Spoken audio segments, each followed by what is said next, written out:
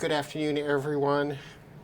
And this doesn't really represent a serious project. It more represents a mucking about on a Friday afternoon kind of thing. And I've got this battery out of a UPS. As you can see, it's an APC branded one. And the UPS doesn't like this one. It is dead, which I can show you here. So it's showing 10.5 volts. This is a pretty sad battery, and the UPS won't charge it any longer. But it doesn't have to be very good to be kind of useful around here. It's a source of high quality, relatively high current, well, by the standards or anything I play with, extremely high current 12 volt power. And if I could get it to charge, that would be great. But I don't have a 12 volt battery charger. I did, but I don't anymore, and not certainly one that would be designed for a battery of this size. It would be designed for a car battery if I still had that one. So what to do? Well, I've got a few things. I've got this little board. I bought this a number of years ago, but there are tons of these out. This is a buck converter. It's got two pots. This one controls the voltage, which at the moment is set to 13.8 volts, and this controls the maximum current. So this is a potentially current limited power supply. I can't remember what the LED does. It looks like a two-color one, which I don't remember. Maybe it changes to red when it's current limited. And I've got that connected to an old Lenovo laptop supply. These are great. You can pick up these, 20 volt. Doesn't have to be Lenovo, could be Dell, could be anyone. But the trick is to have it old enough that there isn't any control electronics to speak of in the power supply. I have another one, but I didn't have the right power cable for it, and this was the easiest thing to do, so I picked this up for a few dollars. Thrift store for these things, of course. And so I've got that wire too. This is like a 65 watt supply. This will blow up this little board without any problem. So what I've thought I would do is I would connect it to this battery, plug it in, limit the current to something reasonable, and reasonable as in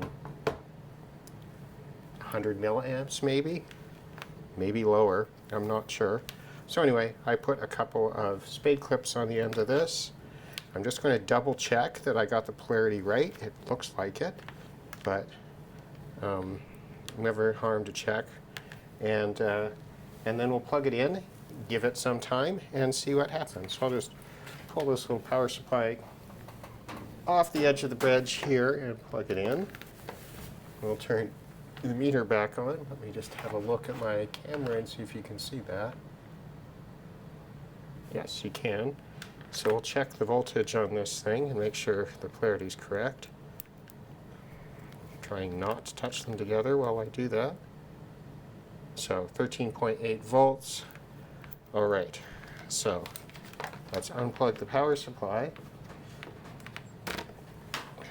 Get the battery out again. I remember at 11.5 volts. We'll see if that's correct. 10.5 volts. So good thing I checked again. So we'll hook these up with appropriate polarity here, like that.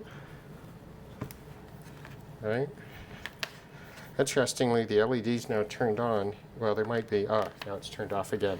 There's some residual power in this supply. And so that was the capacitors in here that were still driving this. So what we're going to do is I'm going to turn it on, and I will hook up a current meter.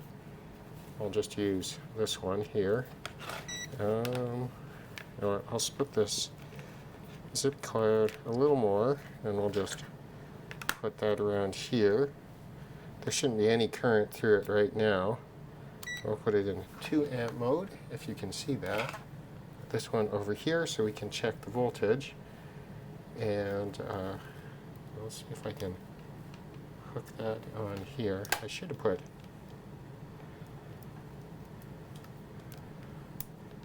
put clips on my meter here, but okay. So we can see the 10.4 volts, that might stay. And we can see, we'll get that back into DC. we'll just zero that. And back on. Could be a little back feed from that. I don't think so though, but well, I think so.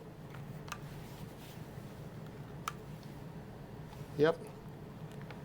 Okay, so we're getting 26 milliamps feeding back from the battery into the power supply. That's interesting.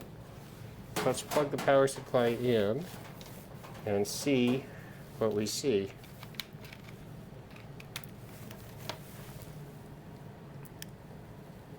So, okay, the light, it's current limited at 1.1 amp. Let's turn that down. I can feel this getting warm.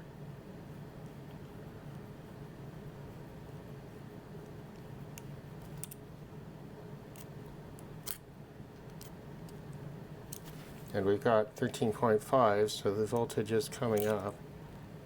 Yep, it's definitely getting warm under that little chip. So let's get this down to something more reasonable. There we go. And you can see the voltage fall as we get into a more reasonable current limit. Let's get that down to, sure, 0.91 milliamps. 0.88.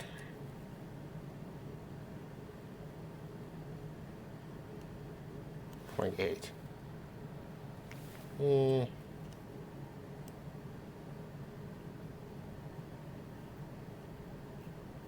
We're right at the bottom of the pot here. Feels like. There we go. Happy with that. So 99 milliamps. We can check a zero again on this. This likes to drift. Somewhere in there. I'm happy with that. So we'll let this sit for a while and see if the battery recovers. And we'll come right back then. So this is about 12 hours after the initial video charging this battery. And the voltage has gone up a little bit.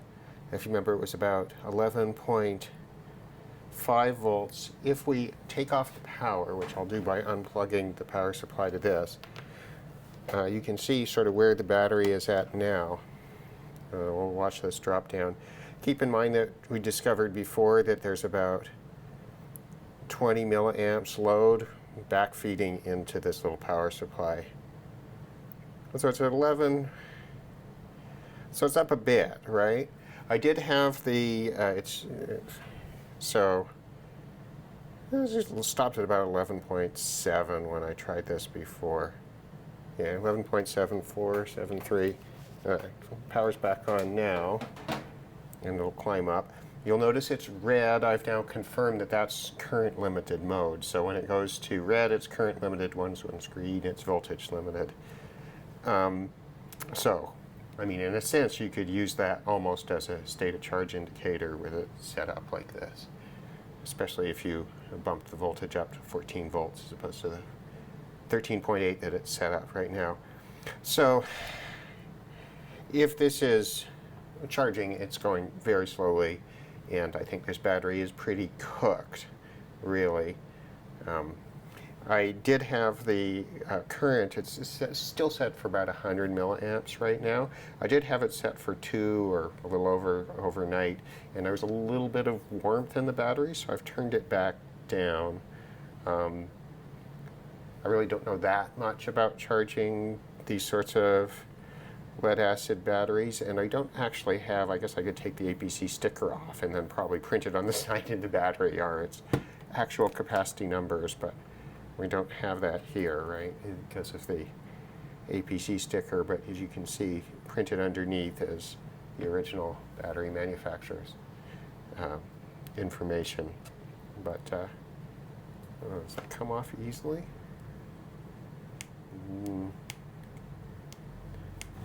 Let's see if we can do that.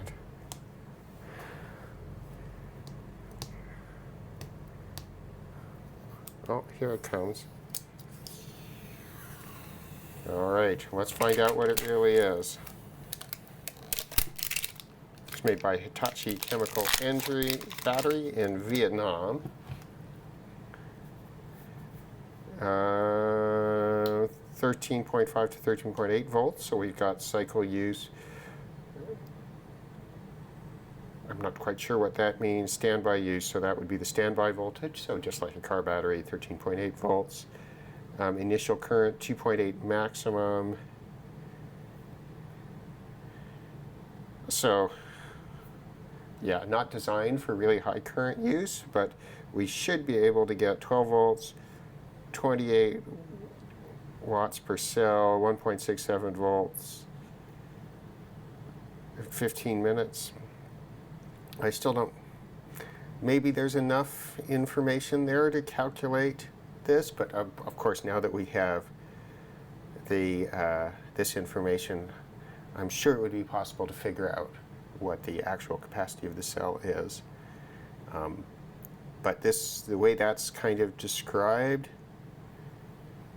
that makes this sound like it's a battery that is designed for use in relatively short-term UPS. So 15 minutes, you could draw 28 watts per cell for 15 minutes at 1.67 volts,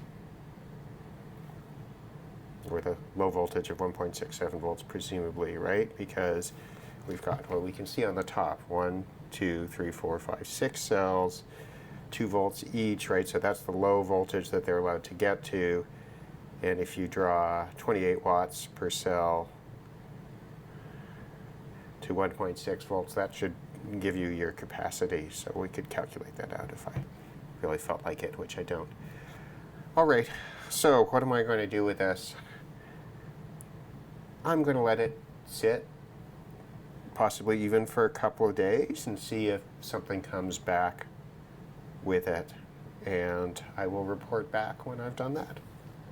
So this battery has been charging for, I don't know, 20 hours, maybe a little longer now. And I unplugged the power adapter, and if you remember earlier on, this puts about a 20 amp load backfeeding through this side, turning that LED on, and you'll see that despite being charged at either 100 or 200 milliamps for most of that period, it's sitting back at 11.42 volts. The voltage has not gone up significantly.